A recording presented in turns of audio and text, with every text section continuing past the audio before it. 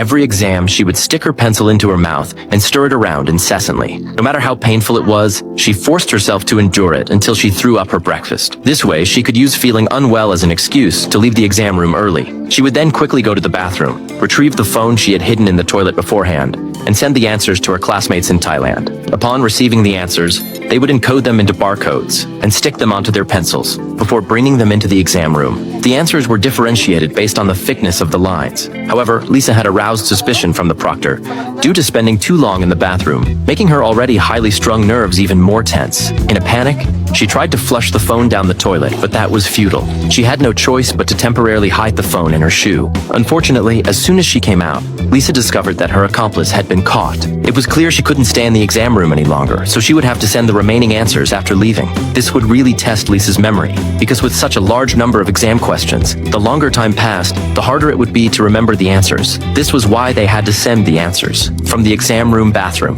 To make matters worse, her bizarre behavior had also aroused the chief proctor's suspicions, and he was now searching for Lisa. Leaving the exam venue and arriving at the subway station, she thought she was safe.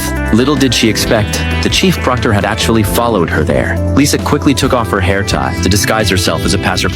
At this point, not only did she have to evade the proctor's pursuit, but she also had to try hard to recall the answers, to send to the rich kids. This made it impossible for her to concentrate on walking, causing her to miss the train. However, the proctor was about to catch up. Lisa had no choice but to keep moving forward. But the exam in Thailand was about to start, and if they didn't receive the answers soon, the agency would have to refund the rich kids' money. So even if she got caught, Lisa had to send out the answers. She tried hard to control her emotions and calm herself down.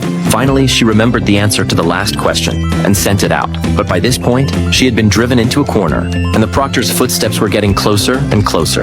At the critical moments, she bought a drink from a vending machine and gulped it down. The instant the proctor caught her, she spat out the drink, pretending to have an upset stomach, causing the proctor to let down his guard. Finally, she silently slipped the phone into a passerby's backpack. Her accomplice wasn't so lucky. Not only was his score canceled, but he was also banned from taking exams for life.